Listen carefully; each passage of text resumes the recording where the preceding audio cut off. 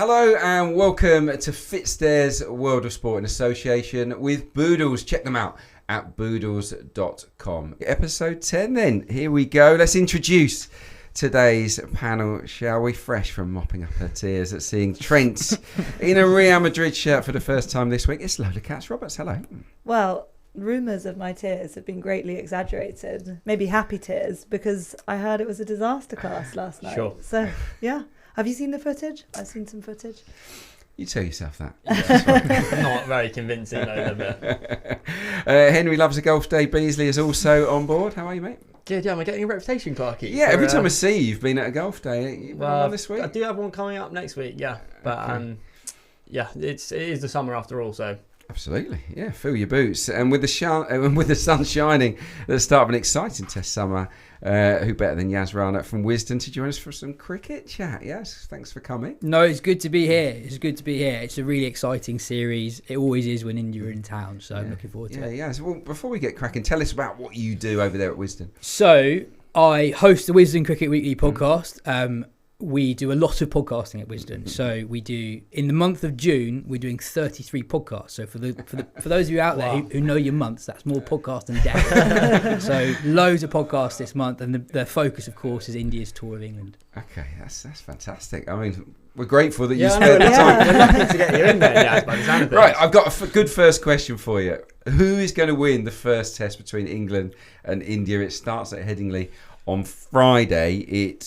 I think it looks set up nicely, right? I think it's set up really well. This India side is less experienced than the teams that have toured England in the last few years. But at the same time, there's one massive unknown around the England side, and that's their bowling attack. And England haven't played a lot of red ball cricket recently. Their players haven't played a lot of red ball cricket recently. And India have actually prepared really well. So in the modern game where the schedule is so packed, touring sides often don't prepare that well for the start of a series. They might play one tour game and they're straight into it. India have actually been here for nearly a month. They played 3 tour games. Their batters have played against the moving ball, so they're arguably better prepared than England. Okay. The other thing I'd say, though, is it's really hot. It's really, really hot, and the pitch is going to be really good. And it's going to be a real challenge for both bowling attacks. England's bowling attack is inexperienced. India have Bumrah, who I think is the best bowler in the world. But we don't know how good the other Indian bowlers are going to be. And I think those are the two unknowns that will determine it. I think England are probably just favourites for the first Test match, but I think this is probably India's best chance in the series. Well, it's interesting you say that, because I've got the odds here in front of me. England 8-13, heavy odds on really to win this first Test at Headingley. Have won their last 5 at that venue, by the way. India 9-5. The draw with the forecast as it is, and Bazball, the way that plays out. The draw is 10-1. I wouldn't really advise too many people to take that on. But India at 9-5, then you think that they've got a shot at winning this first one? Yeah, definitely. So I guess, like in sport, quite often you can almost put too much emphasis on how valuable experience is. So who are the guys India have lost? Virat Kohli and Rohit Sharma. If they were scoring runs, they'd be playing. Yeah. Rohit had a really poor last year in Test cricket. Kohli, for the last 5 years, was nowhere near the player that he was before then. Yeah. So in terms of actual runs, are they losing that much? Arguably not. So even though they're less experienced, that might make people fancy India less. I don't think they've actually necessarily lost that many runs. Who's coming in at the top of the order? A player who English fans might not have seen loads of, Yashasvi Jaiswal. He's one of the best young players in the world. He'll open the batting. KL Rahul's really good. Shubman Gill's a bit of an unknown as the new captain. Really good record in India. Not so great outside of India. They've got the experience of Karan Nair coming back in. Rishabh Pant's had a couple of good tours. You can see that batting line-up scoring a lot of runs, especially against an England side who are fielding probably the most inexperienced attack they've had in a home Test match against a big team for about 30 years. Chris Woakes is playing. He's brilliant at home, but Josh Tongue's only played a handful of Test matches. Bryden Carter's making his home debut. And Shoaib Bashir, good England record, but he can't get into his county team, so who knows what he'll be like against India. Yeah, to just sort of flip what you were saying on its head a bit about India losing runs, as a fan of Test cricket, it's very strange for me to be tuning in this summer and seeing no Broad Anderson leading the bowling attack. I think Broady said, friend of the podcast, Stuart Broad, said in an interview a couple of days ago that he's struggling to see how this England attack can get 20 wickets. Do you share those concerns? I can see how they might struggle more than previously at home, but at the same time, it is also quite an exciting attack if things go well. So Chris Wokes, for a start, he always goes under the radar, but statistically, he's one of England's best ever players at home. So he averages less with the ball in home test matches than Anderson and Broad, even forgetting his batting, and he averages 30 with the bat. Yeah. He's a banger. He's my shout actually for player of the series, because in 2023 for the Ashes, no one talked about him. He comes in for the third test match at Headingley, and he's England's best player for the series. The other guys, Josh Tongue is genuinely quick. When he made his debut in 2023, he was really good against Australia at Lords. He got David Warner and Steve Smith out in both innings. But he's relatively inexperienced. He has a lot of injuries. And in the last month or so, he hasn't been as accurate as he was a couple of years ago. So that's a question mark. But if he gets it right, he could be brilliant. Similarly, Bryden Cast this is his home debut. But he was absolutely amazing in a series that most England fans were probably asleep for in New Zealand over the winter. He was absolutely fantastic. He, again, bowls really quickly. So, sure, it's less experience, but you can see England, they're a different team. Anderson and Broad were really steady. This side will have higher highs and lower lows when Anderson and Broad were in the attack. And the other thing to say on the bowling attack, Ben Stokes bowled as well as he's done for years against Zimbabwe. So that, even though he's been in the team for a long time, I think that's actually a new thing with England. England haven't had Stokes fit for a long time with the ball. Yeah, it's just how many overs he bowls himself, isn't it? By the way, you mentioned Chris Wokes being the top player for England. To be England's top wicket taker, actually, this is just in the first innings, 9-5. He is the favourite. But Cast on the back of that tour, in home conditions, you would think, although not really home conditions for him particularly. Well, yeah, he's a South African born, and also, but there's a serious point in terms of he's a bit like Mark Wood in that he's quick. And you actually wonder, is he more suited to overseas conditions than home conditions? That could be the same for Josh Tongue too. So that's the real question mark with this English attack. Maybe it's one eye on the Ashes series, obviously down under for him as well. Probably they're trying to get him as prepared as he possibly can be, perhaps, to go down to Australia. In terms of the Ashes, right, since you brought that up, in terms of our bowling attack, of the 4 principal bowlers in the starting 11 at Headingley, how many do you think would start the first choice 11 in the Ashes? If Mark Wood's fit, he's playing. Yeah.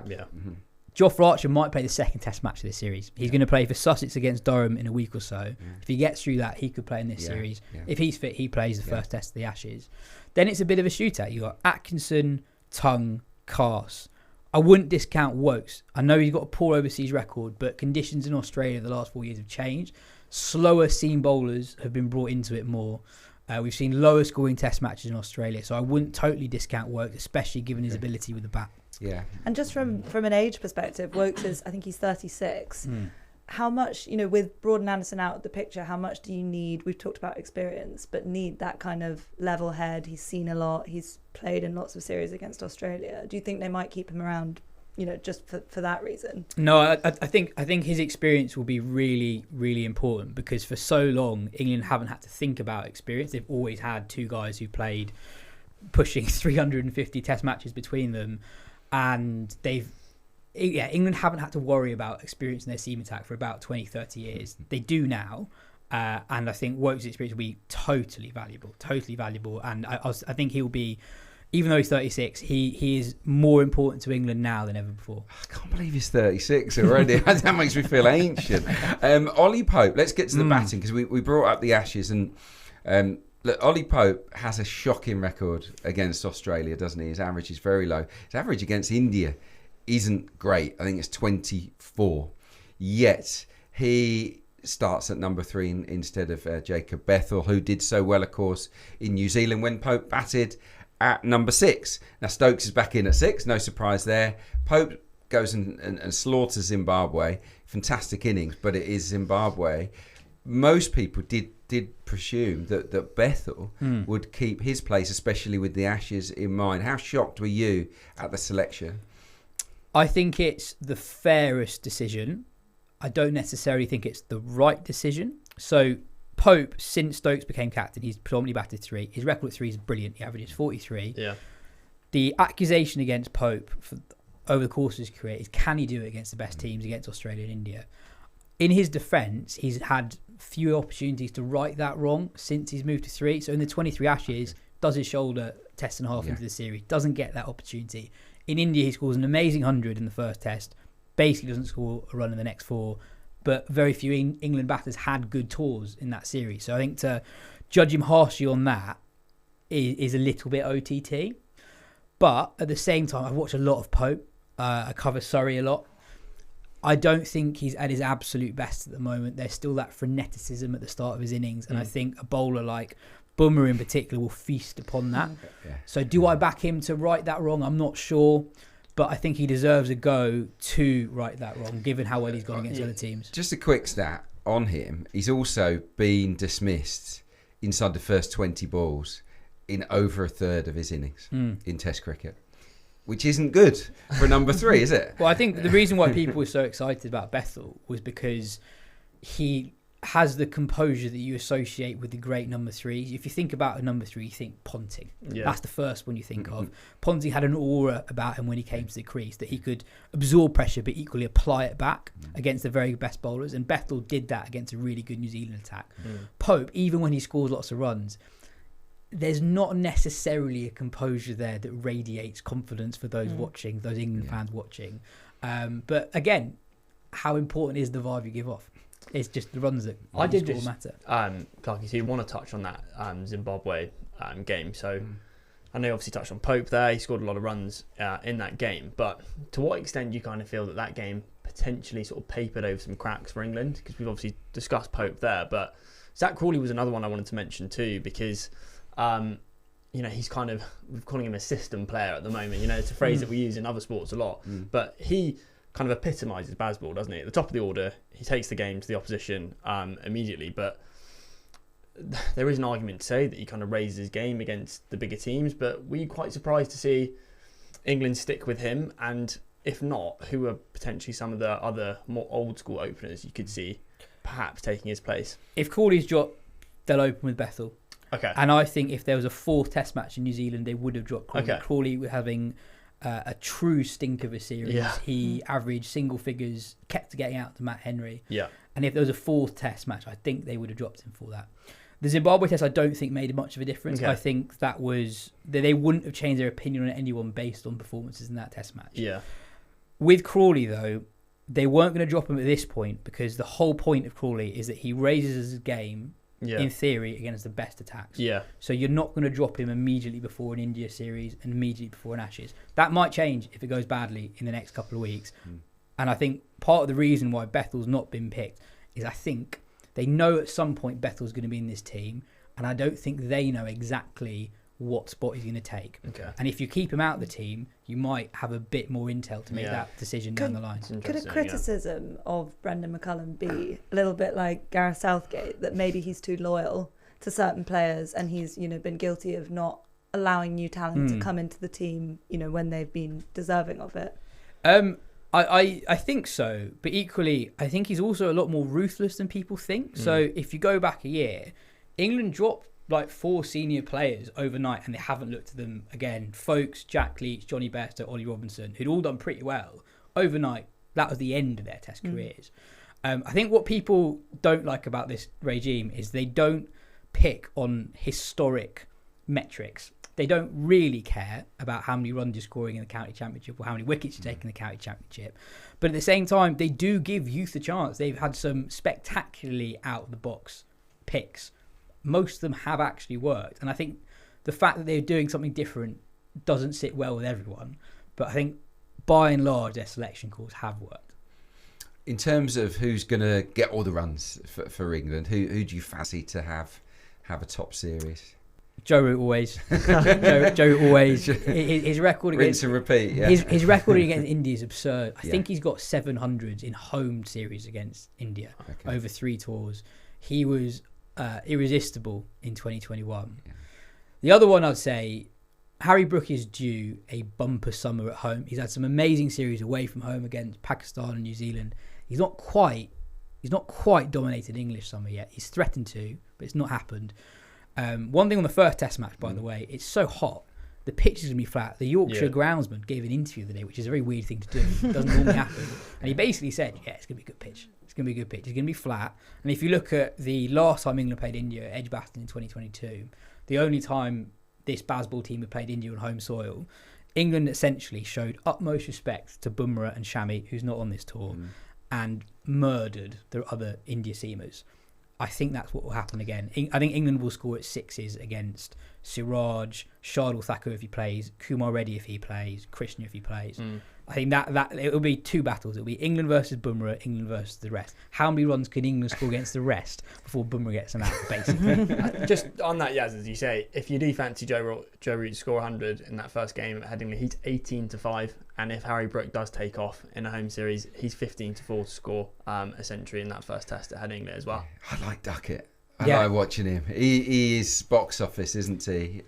Do you think, by the way, that England, even with Bumrah at the where early on in the innings, do you think they would take it to him or show him a little bit more respect and maybe smash the others around? Because there are some people that believe that Bazball will be modified a touch against the strongest opponents, and I would absolutely advocate that, because I was there that test where we declared in the first innings and ended up losing to Australia in the Ashes, wasn't it, at Edgbaston? It drove me nuts.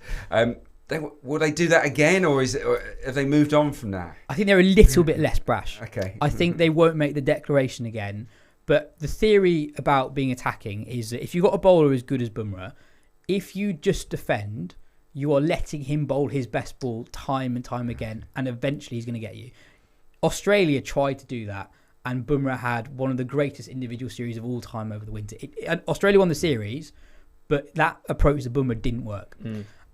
England will try and put some pressure on Bumrah. Bumrah's record against England isn't actually as ridiculous as it is against other teams. England's attacking approach against him hasn't worked because Bumrah still had success, but Bumrah has been less dominant against England as he has been against other sides. I think on your point about England's approach, I think it'd be really interesting if Kuldeep Yadav plays. Kuldeep, the left arm wrist spinner, had an amazing series against England in India, but on flatter Indian pitches than we've been used to in recent years. So he wasn't actually using the conditions as much as you might think on paper. If he plays, if the weather's good and spin comes into it a bit more, I think he's so good. He's got a good record against England, and his type of bowling plays on England's ego a little bit more. So if England get themselves out, it'll be to Kuldeep. Interesting. I did read a stat that the team that bats last at Headingley in recent times has usually come good. So the toss feels like it would be really important. Do you think in these conditions England would actually choose to bat second? I think so. So just following on from the World Test Championship final, a trend in English pitches at the moment is it's at its liveliest on day one. And quite often it flattens out. So if you go back to the 2023 Ashes, the Headingley Test match, England chased down 270 odd on the what was ultimately the final day, and the pitch was as good as it was at any point in the match. England love a chase. England love a chase. So Ben Stokes, when he wins a toss and chooses to bowl, he doesn't just say we'll have a bowl. He says we'll have a chase. They back themselves, don't they? Yeah. They pretty much back themselves to chase down any score. Which, I mean, confidence-wise, no one backs themselves more than Ben Stokes. Yeah, exactly. Yeah, it must be pretty nice to go out of the toss and have that amount of confidence. You mentioned the C word, confidence, and England are currently 5-2 shot to win the Ashes in Australia.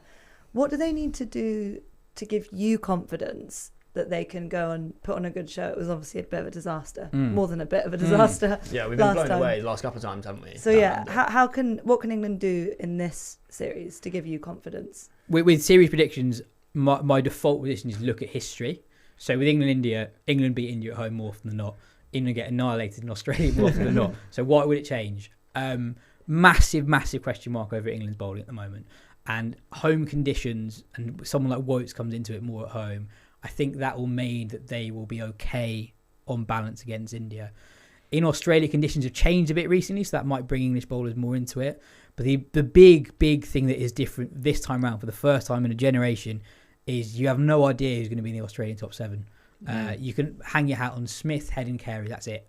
Anyone else could be out by the first test match in Australia, and that uncertainty just brings England into it a little bit more. But England are a better side than people give them credit. They are ranked second in the world, and they have been pretty good over the last couple of years. So I think they've got their best shot since they won in 2010-11.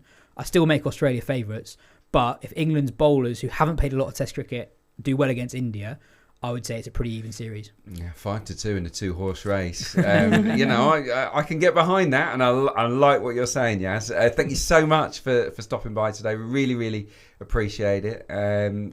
Check out his podcasts at Wisden. Absolutely fantastic. Cheers for having me on. Thanks so much, Yas. Yeah. Welcome back. If you'd like to place a bet on any of the sports discussed on this show, it is pretty easy. Just visit fitstairs.com. Fitstairs have got a new app. Excellent app it is too, as well as a telephone and text betting service. If you do give them a call, you can get prices on pretty much any market, as well as special bets. The number you need is 0207 851 5407, or you can text the office.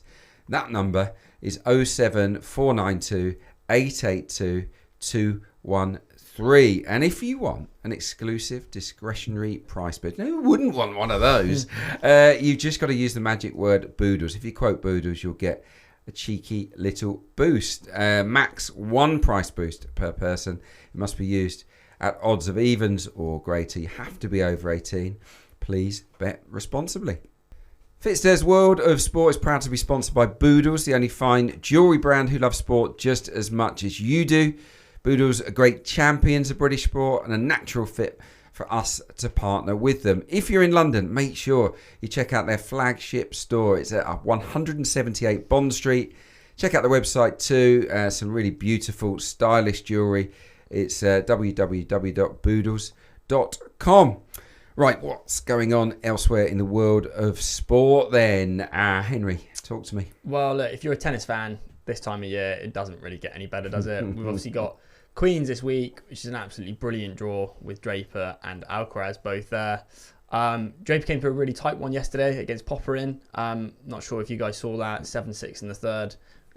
Really good, I think, for him to get some tough matches in between now and obviously got one eye on Wimbledon. And we obviously saw Raducanu last week put together a nice little week as well. So with Brit Watch, as we're sort of calling it, going into Wimbledon, there's a lot to look forward to. So Jack Draper is 7-1 to win Wimbledon. Feels very short to me, but he is likely to be the fourth seed now, which means he wouldn't meet any of the big guns till the semis. He'd avoid the big two, wouldn't he, until the semis? And I think can he win Wimbledon? That is the big question. I think. Can he beat Alcaraz or Sinner in a best of 3 set match? Yes, he can. Can he beat them over 5 sets? I'm not sure. I mean, look, Sinner was absolutely lights out, wasn't he, for 2 sets against Alcaraz in the Roland Garros final, and still you've got to win that third set, and that's where we're going to find out, I suppose. But just to know, we have actually laid Draper to win Queens and Wimbledon at 40-1, so that's quite a fun bet we laid in the office the other day. So, definitely. I like those odds. Yeah, people are definitely really getting behind Jack now, which is obviously really good to see. And we've talked about this many times in this podcast. The grass does really suit him. That big lefty slider, slicer from the ad side into someone's backhand, and he's also getting much better at the net too. What's the furthest he's got though at Wimbledon before? It's a very good question, Clarkey. But he hasn't got to the 16. Yeah, but he hasn't got into the latter to be stages. Fair, he made semis, didn't he, at the US Open last year? Yeah. And I think that was his first time. I think we all saw him at a Grand Slam sort of go deep into the second week.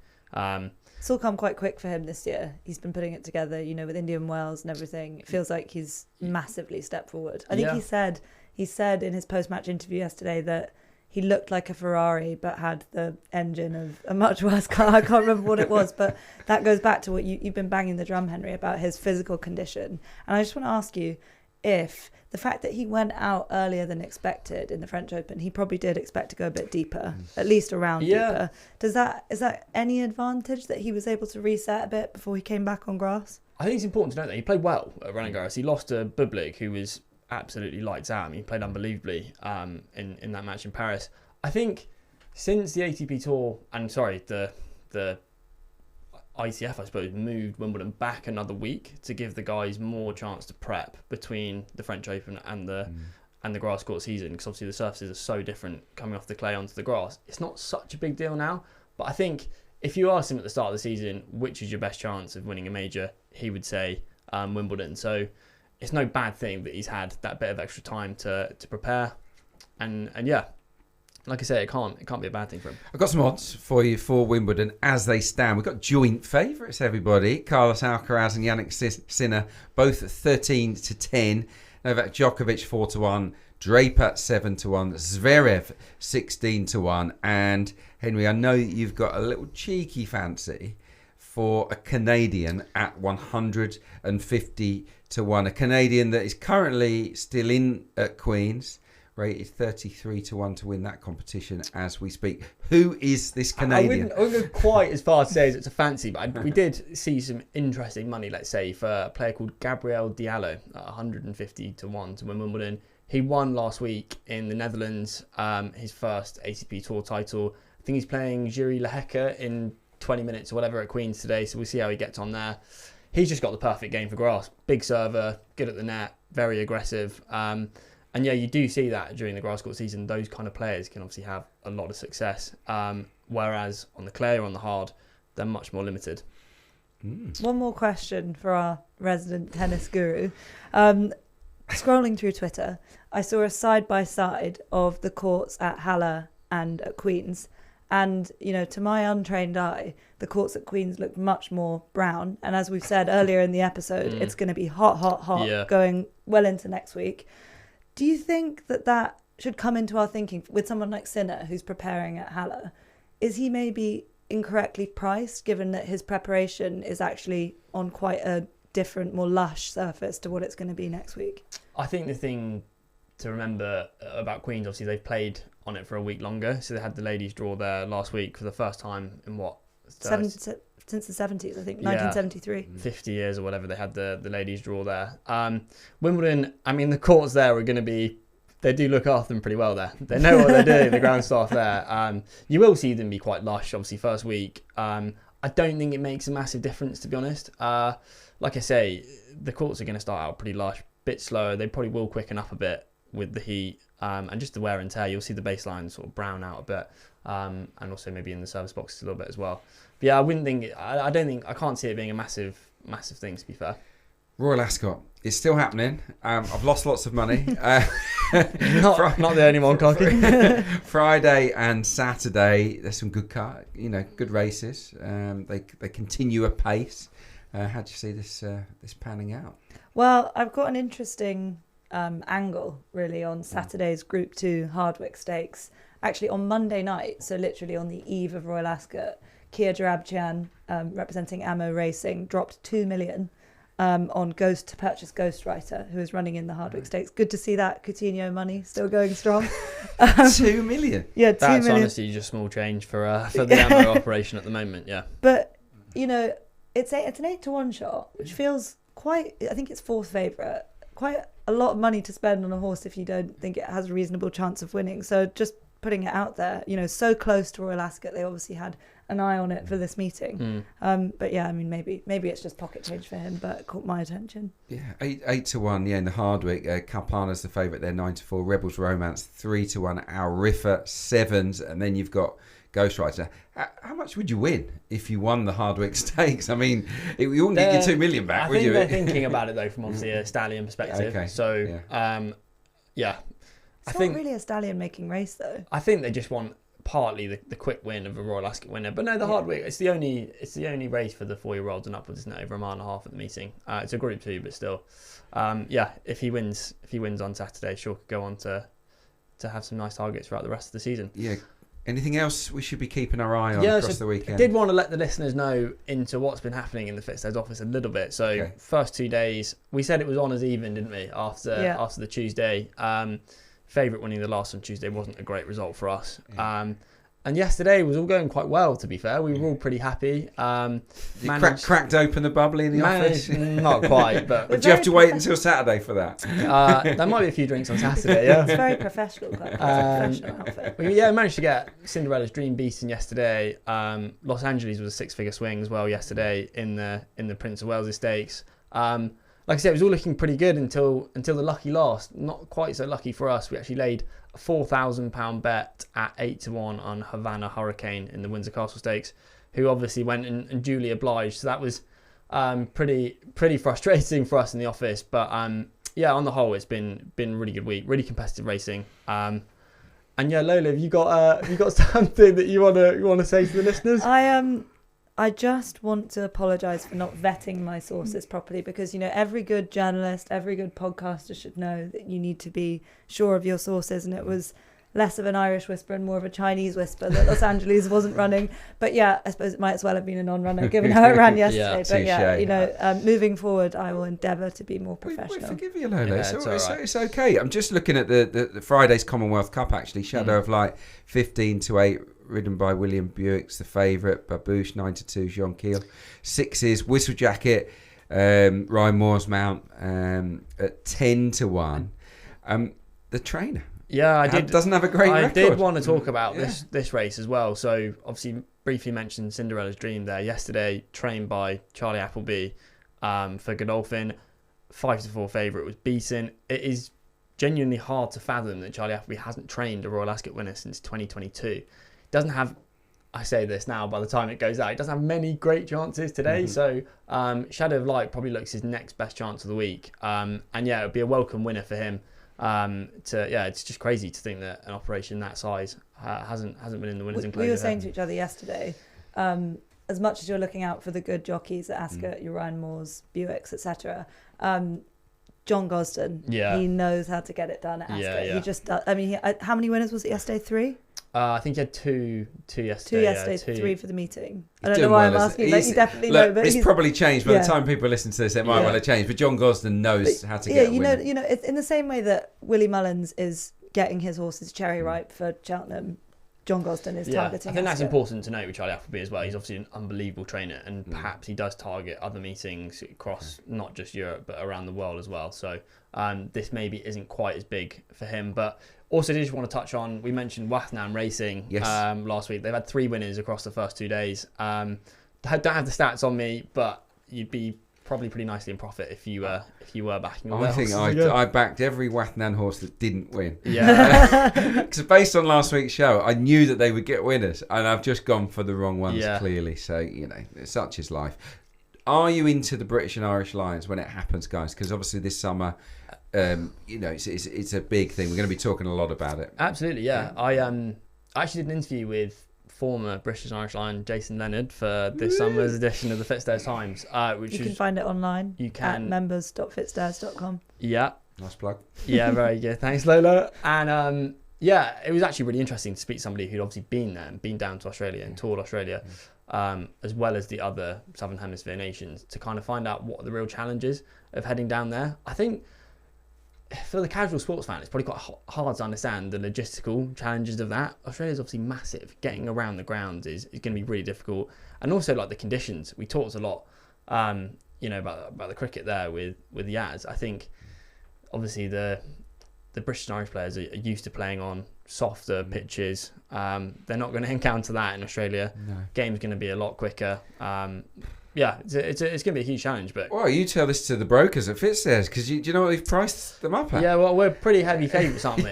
3-1 on. Yeah, 3-1 on for the series win, the Lions. Yeah. The Aussies are 5-2.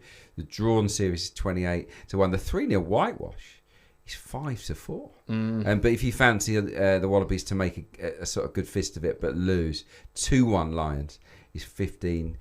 I guess it makes sense. I was looking at some of the stats. The Lions won 17 of 23 in Australia, which is amazing when you consider their record elsewhere. Yeah. South Africa, 18 wins from 49.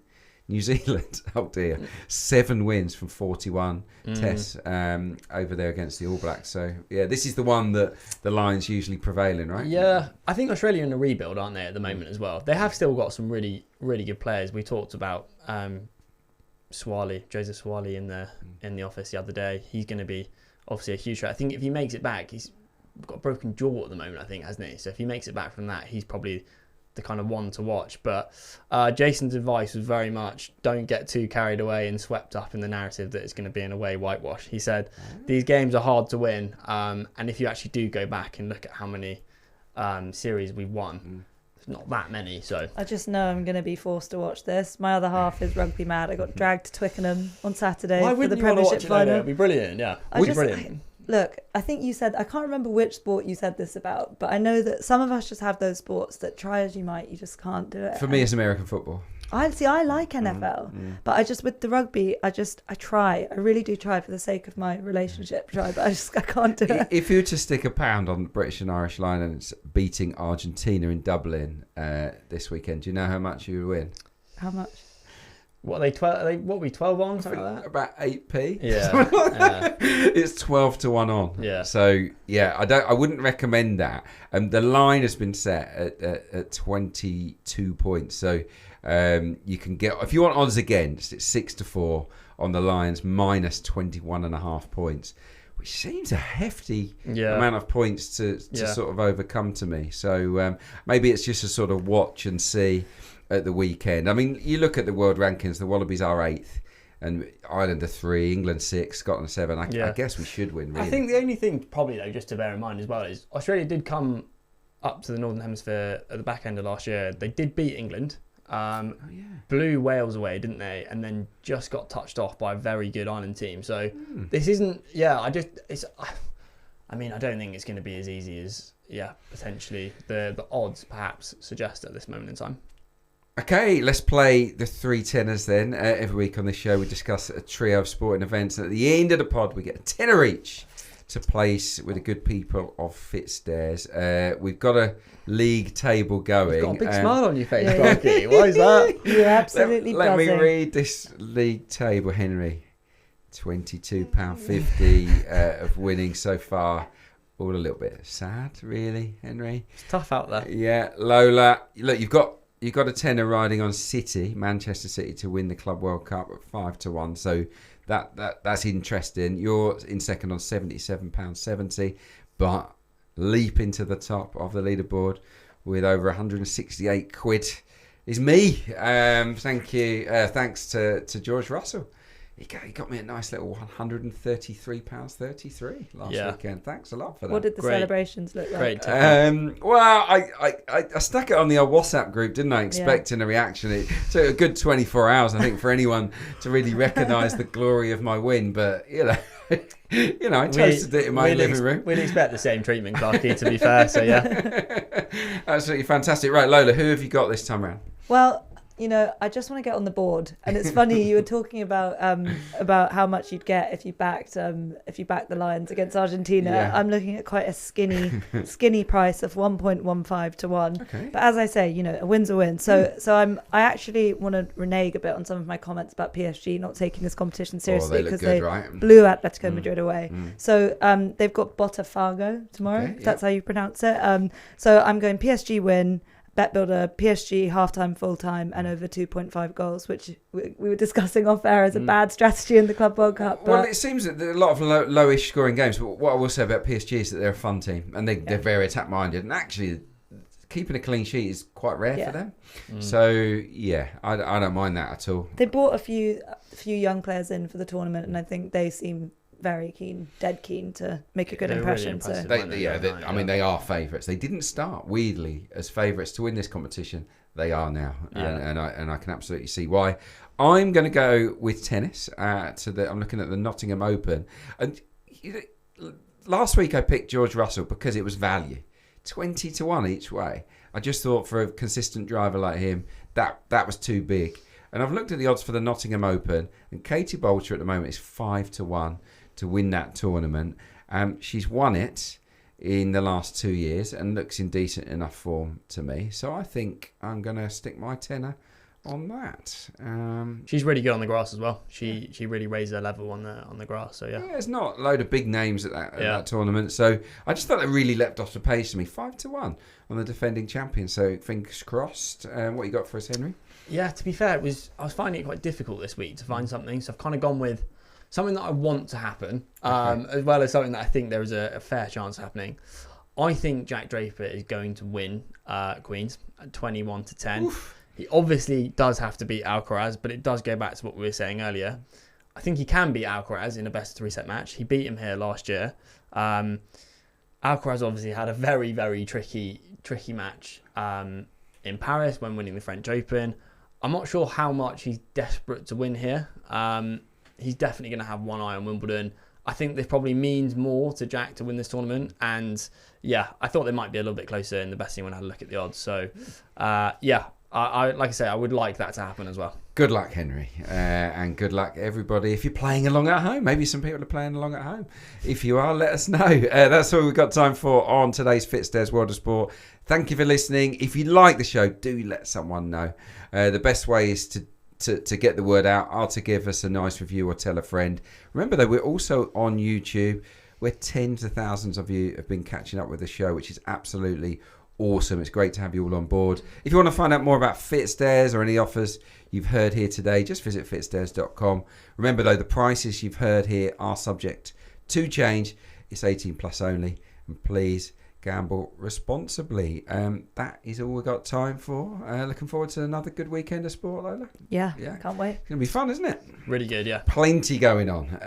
That was FitStairs World of Sport. We really hope you enjoyed it. I'm Adrian Clark. Your producer was Simon Watts. Here in the studio today were Lola Katz-Roberts and Henry Beasley, as well as Yas Rana from Wisden. FitStairs World of Sport is a track record production, and we'll be back next week. Thanks for listening.